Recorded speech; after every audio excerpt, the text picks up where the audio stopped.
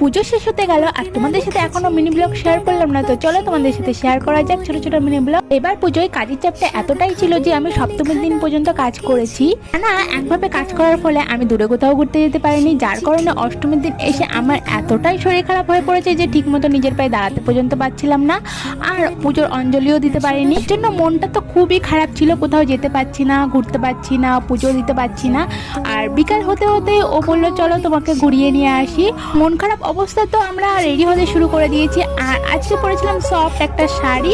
তো এই শাড়িটা আমি কিন্তু মিশো থেকে নিয়েছিলাম খুবই কম প্রাইসে। তোমরা যদি ডিটেলস চাও আমি অবশ্যই লিঙ্ক প্রোভাইড করে দেবো তোমাদেরকে। আমরা সবাই বাইক নিয়ে বেরিয়ে পড়েছিলাম, বেশি একটা দূরে যাইনি, আমরা গিয়েছিলাম পাল্লাতে। এক এক করে কিন্তু আমরা সবকটা প্যান্ডেলই ঘুরে দেখেছি। খুব সুন্দর সুন্দর প্যান্ডেল আর ঠাকুর ছিল।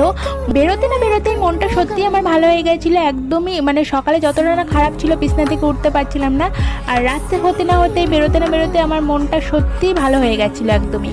তো কিছুটা ঘোরার পরে আমরা আবার বাড়ি চলে আসি, আর সামনে একটা রেস্টুরেন্টে দাঁড়াই আর কিছু খাওয়া দাওয়া করে তারপরে আমরা বাড়ি ফিরি। তো ভিডিওটা কেমন লেগেছে অবশ্যই কমেন্টে জানাবে। দেখা হচ্ছে নেক্সট ভিডিওতে। চলো বাই বাই।